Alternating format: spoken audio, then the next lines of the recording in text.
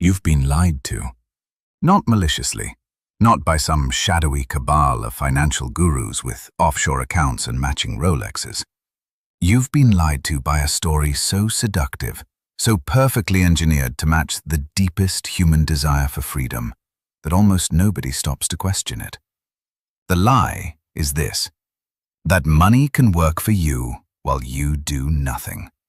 That somewhere, in the right asset, in the right structure, in the right portfolio, there exists a stream of income that flows without your attention, your energy, your vigilance. A river that never dries up, a machine that never breaks down, a garden that never needs tending. Passive income. Two words that have sold more courses, more books, more masterminds, more real estate seminars in hotel conference rooms with bad coffee than almost any other phrase in the history of personal finance.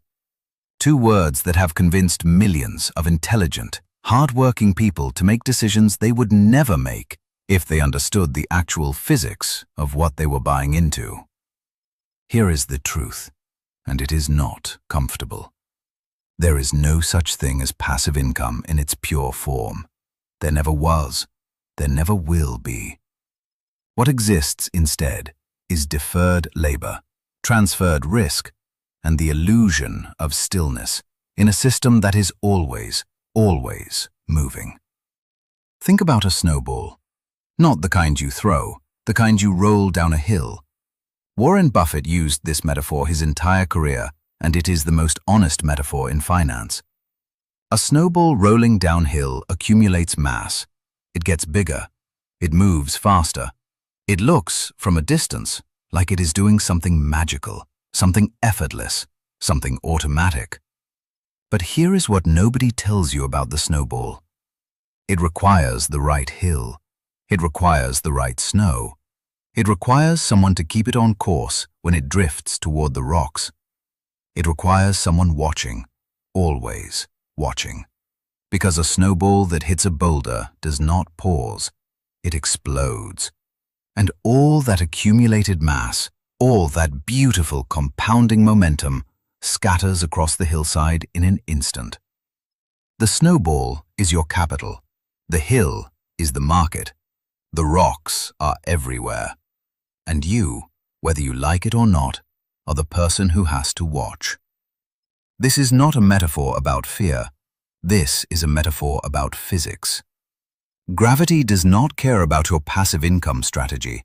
The market does not care about your desire to sip cocktails on a beach while your dividends roll in. Reality operates on its own schedule. And the moment you stop paying attention, the moment you decide the system is running itself, is precisely the moment the system begins to run against you. Let us go deeper. Let us break down exactly how the myth of passive income works, why it is so convincing, and what the actual mechanics look like when you strip away the marketing language and look at the raw biology, psychology, and mathematics underneath. Your brain is not built for this. That is the first thing you need to understand. The human nervous system evolved over hundreds of thousands of years in an environment where threats were immediate, visible, and physical. A predator in the grass, a rival tribe on the ridge, a drought that killed the crops. Your brain is extraordinarily good at responding to things it can see, hear, and touch right now.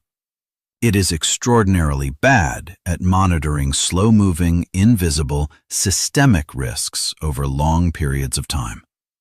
This is not a character flaw. This is hardware.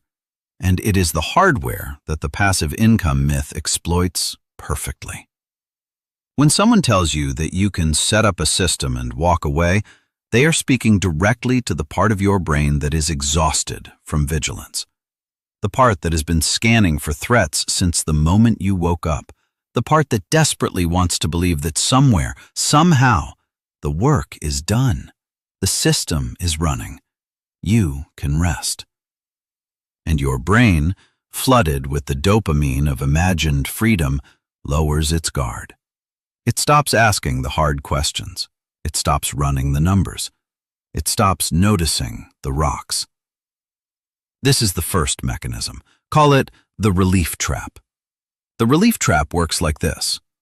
You have been working hard. You have been stressed. You have been told, correctly, that trading time for money is a limited strategy. You need assets. You need leverage. You need your money to work for you. All of this is true. So when someone presents you with a solution, a rental property, a dividend portfolio, a digital product, an affiliate website, your brain does not evaluate it as an investment. Your brain evaluates it as relief. And relief feels like truth. Relief feels like the answer. Relief bypasses the prefrontal cortex, the part of your brain that does actual analysis, and goes straight to the limbic system, the part that just wants the pain to stop. The research on this is unambiguous. Studies in behavioral economics, particularly the work coming out of Daniel Kahneman's lab at Princeton in the early 2000s, demonstrated that humans systematically underestimate the ongoing maintenance costs of any system when they are in a state of cognitive or emotional fatigue. In plain English, when you are tired and stressed, you dramatically underestimate how much work something will actually require. You see the upside. You feel the relief. You miss the rocks. The practical exit from the relief trap is not to stop wanting relief. It is to build a rule. Never evaluate a passive income opportunity when you are tired, stressed, or emotionally activated. Evaluate it on a Tuesday morning, after 8 hours of sleep, with a spreadsheet open and a skeptic in the room. The opportunity that looked like freedom at a Saturday seminar will look very different at 9 a.m. on a Tuesday. If it still looks good on Tuesday, it might actually be good. If it only looks good when you are desperate, it is not an investment. It is an emotional purchase. Now let us talk about the mathematics that nobody puts in the brochure. Every asset decays. This is not pessimism. This is thermodynamics. The second law of thermodynamics states that in any closed system, entropy increases over time. Things fall apart. Things degrade. Things require energy to maintain their current state. This law does not apply only to physical objects. It applies to financial assets with terrifying precision. A rental property does not sit still. It ages. The roof deteriorates at a rate of approximately 2 to 4% per year. The HVAC system has a lifespan. The plumbing corrodes. The appliances fail. The neighborhood changes. The tenant population shifts. The local economy evolves. The zoning laws get rewritten. The interest rate environment transforms the entire calculus of what the property is worth and what it costs to hold. None of this is passive. All of this requires monitoring, decision-making, capital allocation, and the kind of active attention that is the precise opposite of what was advertised.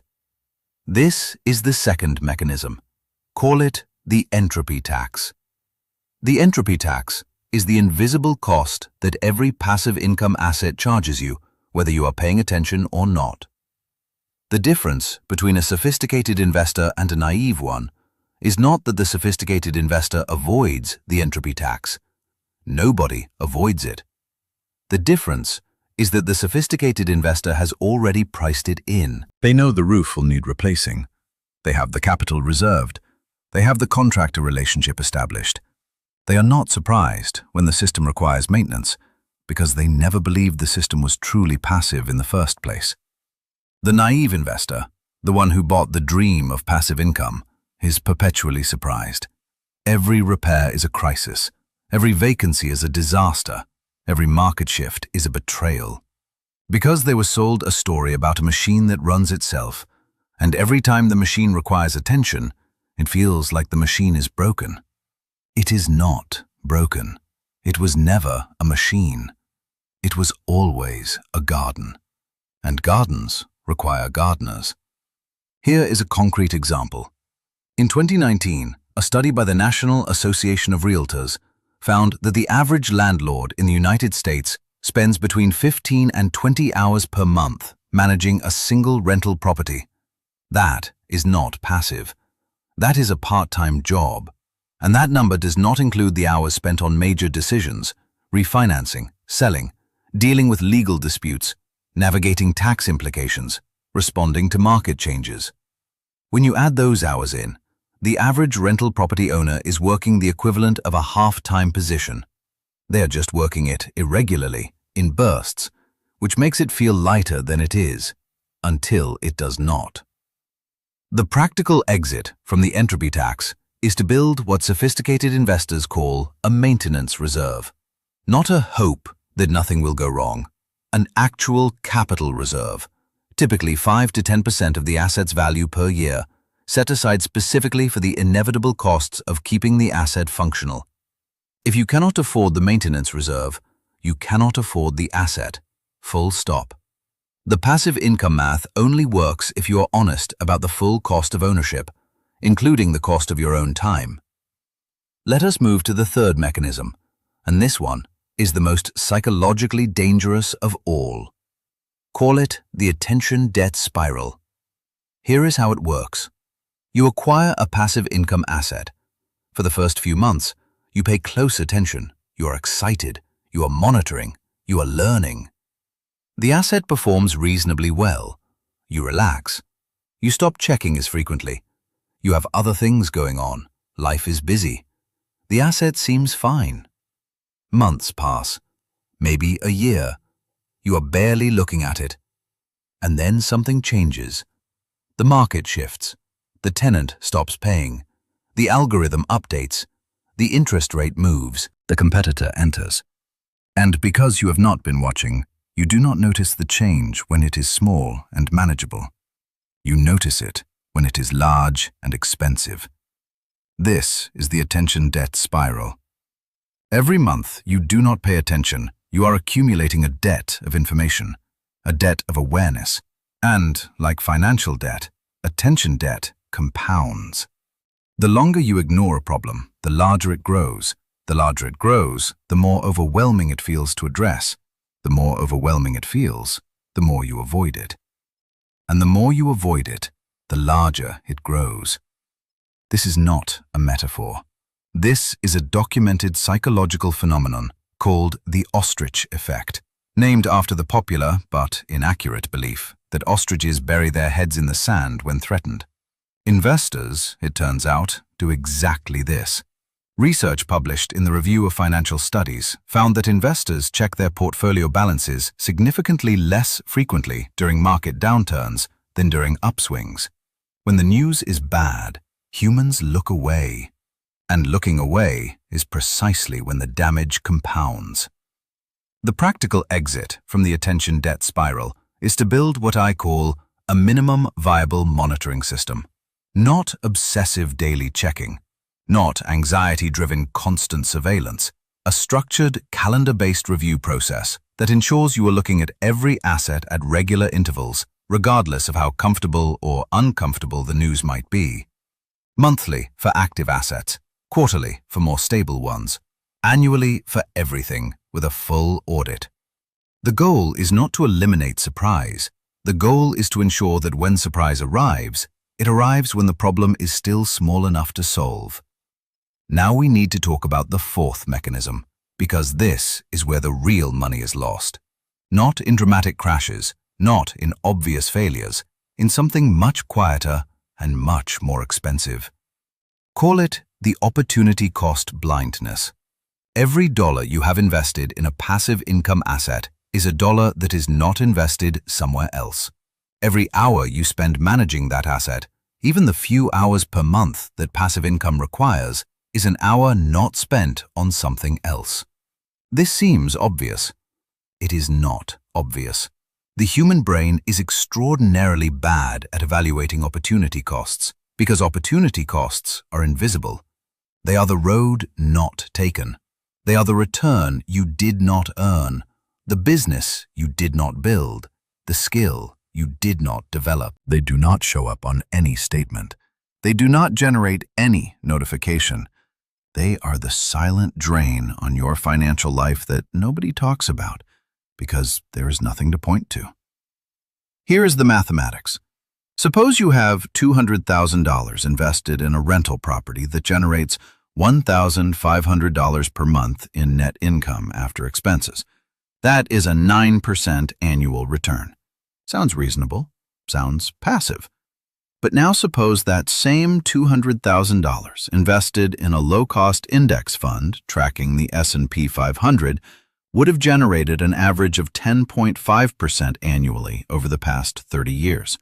That is $21,000 per year versus $18,000 per year, a difference of $3,000 annually. Over 20 years, with compounding, that difference is not $60,000. It is closer to $150,000. And that calculation does not include the 15 to 20 hours per month you spent managing the property. If your time is worth $50 per hour, which is conservative for anyone with professional skills, that is $9,000 to $12,000 per year in time cost that never appears on any income statement. The passive income asset that looked like a 9% return was actually generating something closer to 3% when you account for the full cost of ownership, including your time. Meanwhile, the index fund, which requires approximately 30 minutes per year of attention, was generating 10.5%. The passive income was not passive, and it was not even particularly good income.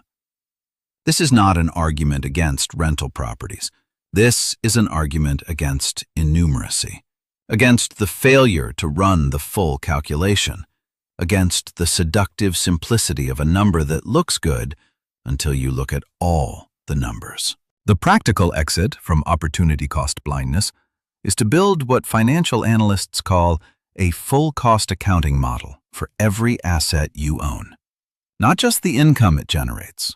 The income it generates minus the expenses it incurs minus the time it requires, valued at your actual hourly rate, minus the capital that could be deployed elsewhere at the market rate of return. If the number is still positive after all of that, you have a genuinely good asset. If the number is negative or marginal, you have a lifestyle choice dressed up as an investment. There is nothing wrong with lifestyle choices, but you should know what you are buying. The fifth mechanism is the one that destroys the most wealth over the longest period of time. It is subtle. It is slow. It is almost invisible until it is catastrophic. Call it the competence decay loop.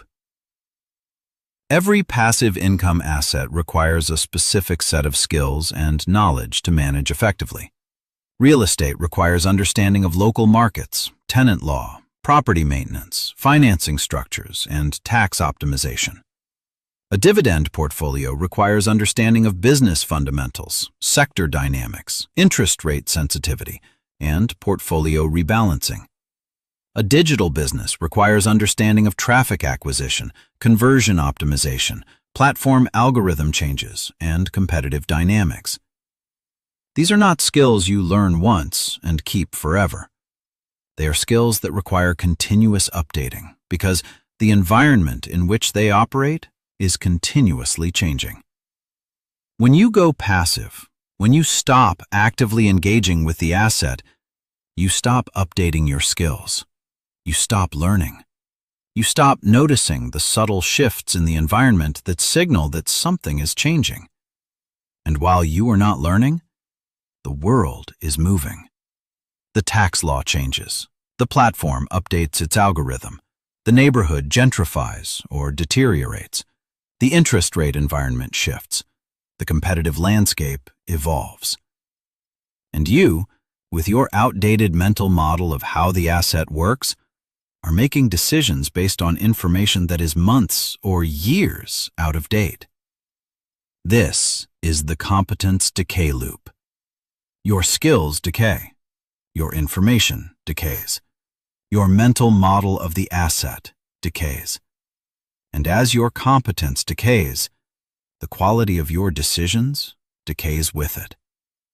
You hold when you should sell. You sell when you should hold. You refinance at the wrong time. You miss the signal that a tenant is about to default. You do not notice that the platform driving traffic to your digital product has changed its algorithm and your revenue is about to fall off a cliff.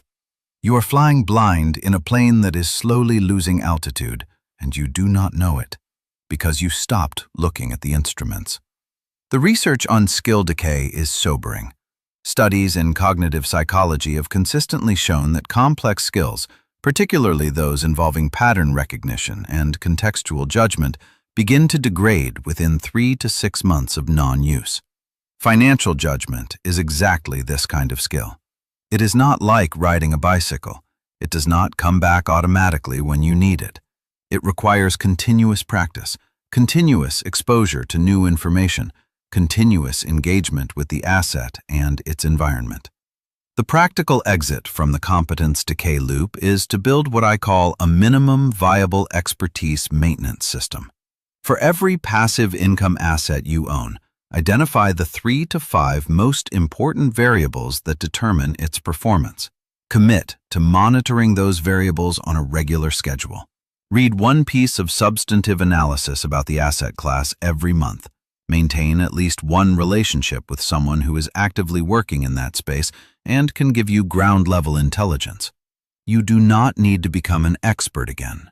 You need to maintain enough competence to know when something is wrong and when to call someone who can fix it. Now, let us talk about what the wealthy actually do. Because the wealthy do not avoid these mechanisms.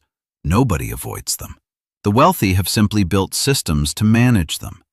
The difference between a wealthy investor and a struggling one is not that the wealthy investor found a truly passive asset. There is no truly passive asset. The difference is that the wealthy investor has built a team, a process, and a structure that distributes the attention burden across multiple people and systems so that no single person has to carry the full cognitive load of monitoring every asset at every moment. A sophisticated real estate investor does not manage their own properties. They hire a property management company. But they do not hire the property management company and walk away. They hire the property management company and then manage the property management company. They review monthly reports. They set performance benchmarks. They conduct quarterly calls. They inspect properties annually. They are not doing the work of property management, but they are absolutely doing the work of oversight. And oversight is not passive. Oversight is a skill. Oversight is a discipline. Oversight is a job. A sophisticated equity investor does not pick individual stocks and forget about them. They build a portfolio with a clear thesis, a clear set of criteria for holding and selling, and a clear review schedule. They rebalance. They tax loss harvest. They adjust their allocation as their life circumstances change. They read. They think. They update their models. They are not day trading, but they are absolutely not passive. They are engaged at the level of strategy rather than tactics, which is a different kind of work, but it is still work. This is the real secret that the passive income industry does not want you to know. The goal is not to eliminate work. The goal is to upgrade the quality of your work, to move from trading hours for dollars to trading judgment for returns, from doing to deciding, from executing to overseeing. This is a genuine and valuable upgrade. It is worth pursuing with everything you have. But it is not passive. It is never passive. It is just a different, higher leverage form of active engagement. There is a concept in systems theory called the minimum viable control input. It refers to the smallest amount of intervention required to keep a complex system on its intended trajectory. A rocket in flight does not require constant, massive thrust adjustments, but it requires constant small ones. The guidance system is always running. The sensors are always active.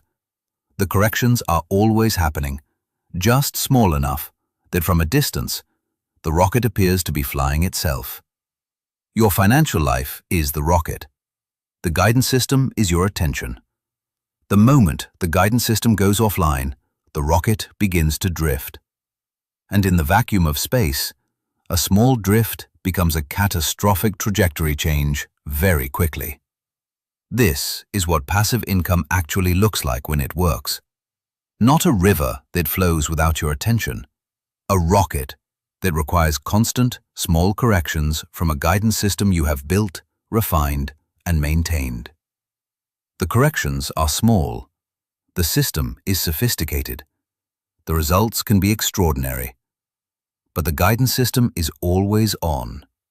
Always. Let us be precise about what this means in practice, because precision is where the real value lives. If you own a rental property, here is the minimum viable control input required to keep that asset on trajectory. Monthly review of income and expense statements. Quarterly communication with your property manager or tenant. Annual property inspection. Annual review of local market conditions, comparable rents, and property values. Biannual review of your financing structure and whether refinancing makes sense.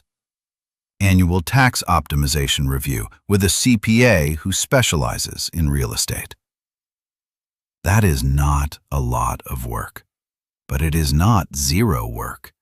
And if you skip any of it consistently, the rocket drifts. If you own a dividend portfolio, here is the minimum viable control input. Monthly review of portfolio performance against benchmark. Quarterly review of the fundamental health of your largest holdings. Annual rebalancing to your target allocation. Annual tax loss harvesting review. Biannual review of your overall asset allocation in the context of your life stage and financial goals. Again, not a lot of work, but not zero. And the work requires genuine competence, not just the ability to log into an account and look at a number. If you own a digital business, a content site, an e-commerce store, a software product, here is the minimum viable control input. Weekly review of key performance metrics, traffic, conversion, revenue, customer acquisition cost. Monthly review of competitive landscape and platform changes. Quarterly strategic review of the business model and growth opportunities. Annual review of the technology stack and whether it is still fit for purpose. This is closer to a part-time job than a passive income stream. But if the business is generating meaningful income, it is a very well-paid part-time job. The key is to be honest about what it actually requires. The people who lose money on passive income assets are almost never the people who were deceived about the asset itself. They are the people who were deceived about the attention the asset requires. They bought the asset expecting zero maintenance. They got an asset that required 10 hours per month of maintenance. They did not provide the 10 hours. The asset deteriorated. They lost money. And they blamed the asset or the market or bad luck, when the actual cause was a mismatch between the attention the asset required and the attention they were willing to provide. This is not a moral failing. This is a systems failure. They were given incorrect specifications for the system they were buying. They built their life around those incorrect specifications. The system failed because it was operating outside its design parameters. The fix is not to work harder. The fix is to get accurate specifications before you buy. Here is how you get accurate specifications. Before you acquire any passive income asset, ask 3 questions. First, what is the minimum viable control input this asset requires to maintain its current performance? Not the ideal input, the minimum. What is the floor? Second, what happens to this asset if I provide zero input for 6 months? What is the decay rate? How quickly does the rocket drift? Third, what is the worst-case scenario for this asset, and what would I need to do to respond to it? Not the average case, the worst case. Because the worst case is what tests whether you actually have the attention, the capital, and the competence to own this asset. If you cannot answer all three questions with specificity, you do not understand the asset well enough to own it. This is not a high bar. This is the minimum bar. And it is a bar that the passive income industry has a strong financial incentive to help you clear as quickly and superficially as possible, because the longer you spend asking hard questions, the less likely you are to buy the course, the property, the system, the dream. There is one more thing that needs to be said, and it is perhaps the most important thing in this entire conversation. The desire for passive income is not stupid. It is not naive. It is not a character flaw. It is a completely rational response to a system that trades your time for money at a rate that is, for most people, deeply unfair. The desire to build assets that generate returns without consuming your entire life is not just reasonable, it is essential. It is the foundation of financial independence. It is the mechanism by which ordinary people can build extraordinary lives. The problem is not the desire. The problem is the story that has been built around the desire. The story that says the path to financial freedom is to find the right asset and then stop paying attention. That story is not just wrong, it is dangerous, because it leads people to acquire assets they do not understand, provide insufficient attention to assets they do own, and then lose capital in ways that set them back years or decades. The true path to financial freedom looks like this. Build assets that generate returns with less of your time than a traditional job. Not zero time, less time. Build systems that distribute the attention burden efficiently. Build competence that allows you to make high-quality decisions quickly. Build a team that handles the execution while you handle the strategy. Build a monitoring system that catches problems when they are small. And then, with the time you have freed up, build more assets. Learn more. Compound not just your capital, but your knowledge, your relationships, your judgment. This is the snowball. Not a snowball that rolls itself, a snowball that you are always guiding. Keeping it on the hill, keeping it away from the rocks, watching it grow with the quiet satisfaction of someone who understands the physics, who respects the physics, who works with the physics instead of pretending the physics does not apply to them. The door to financial freedom is real. It is open. It has always been open. But it does not lead to a beach where you do nothing. It leads to a different kind of work. Better work. Higher leverage work. Work that compounds. Work that builds something that outlasts you. Work that, over time, requires less of your raw hours and more of your accumulated wisdom. That is not passive income. That is something better. That is a life where your capital and your competence grow together, where your assets and your attention are in alignment, where the snowball is always moving, always growing, always guided by someone who understands that the hill is real, the snow is real, and the rocks are always there. The physics is on your side. Compounding is on your side. Time is on your side. But only if you stay awake.